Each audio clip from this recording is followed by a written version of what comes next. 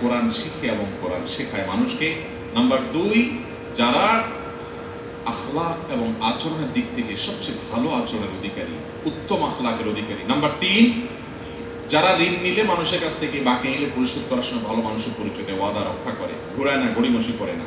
Number 4, যার দেখলেই, যার কথা চিন্তা করলেই, কল্পনা করলেই মানুষ তার কাছ থেকে ভালো কিছু আশা করে, তার কাছ থেকে কোনো ক্ষতি, অনিষ্ট, শত্রুতার আশা করে না, জানে লোকটা অমায়িক এবং ভালো মানুষ।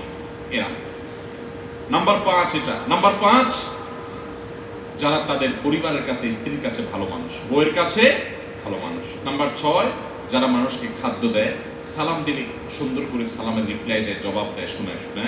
নাম্বার 7, যারা নামাজ দাঁড়ানোর সময় আশপাশে মুসল্লিদের জন্য কাজটাকে নরম করে দেয়, তেড়ামি করে না, শক্ত হয় না, ফাঁকা জায়গা দিয়ে কেউ ঢুকতে চাইলে তার জন্য জায়গা করে দেয়, আন্তরিক হয়, এই মানুষগুলো।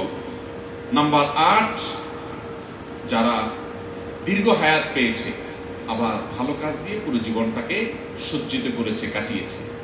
নাম্বার 9, যারা মানুষের উপকার সবচেয়ে বেশি করে, খুঁজে খুঁজে খুঁটে খুঁটে মানুষ উপকার করার ধান্দায় সারাদিন থাকে এরা।